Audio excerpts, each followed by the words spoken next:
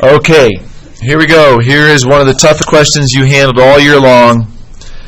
You have to use this list of builder functions. Some of them are linear, some of them are quadratic, and I want you to build and sketch a polynomial with the listed characteristics that are down here.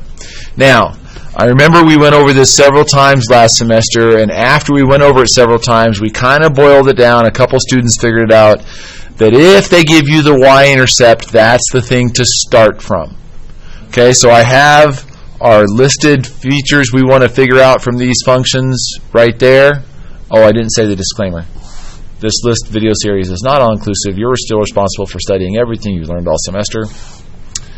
Okay, so let's take a look and see if we can find a sequence of functions and just write the numbers, the letters down here that can multiply up to be negative 45, but it's got to be quartic, which means I want 4 x's.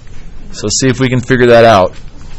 Let me bring this down here. Can I see it? No, I can't. Okay, so how am I going to get 45? Well, I see one right off the bat. If I did S times R, wait, 5 times 9, that's 45, right? Is that negative 45? Yes. So it could be S times R. Does that give me n behavior down, down? Let's see.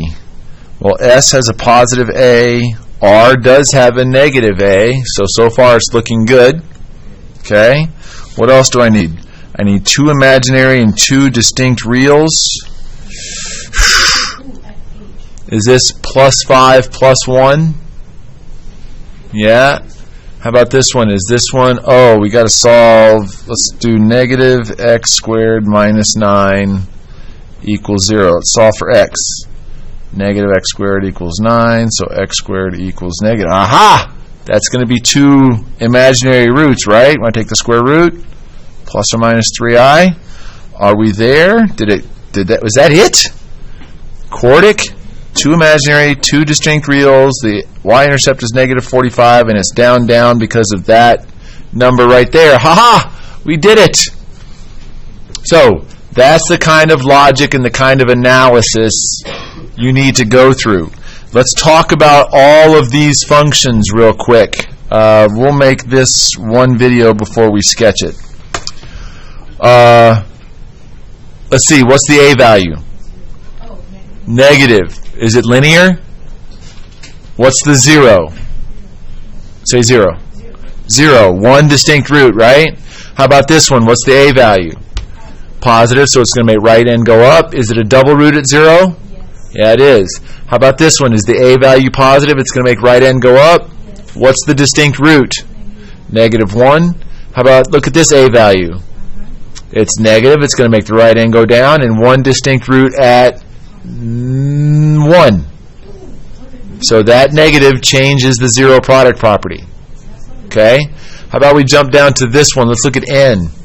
How many roots? 2. Where are they? 0 and Nope. If you don't know how to find the roots, always, always, always set it equal x squared minus 1 equals 0. Set it equal to 0 and solve. X squared equals 1. So x equals positive or negative 1. So, and what about t? What about t right here? Can you factor that one? No. How would you find where the imaginary roots are? Oh, I said it. Quadratic formula. That was all the stuff we went through to figure out what kind of roots you would get from each polynomial. That's the analysis you have to go through. Okay, so let's go ahead and do a quick sketch of this one, S and R. So remember S, the roots are at 5 and 1, right? So it's x plus 5, x plus 1, so the roots are at negative 1 and negative 5. What about the y-intercept? Didn't we say the y-intercept had to be negative 45? Let's just say that's negative 45. The end behavior is down, down, and it's quartic. Okay, so do we have everything we need? I think so. Let's see. This is all it has to go through, and I want to make 2 imaginary roots over here. So I think I'll go something like this. That fits the bill. 2 distinct roots, it's quartic. 2 imaginary roots would be right there. 2 distinct real, the y-intercept is there, and that's the correct end behavior. So all of that analysis, this is such a great problem for getting you to think outside the box and figure out all that stuff. Okay?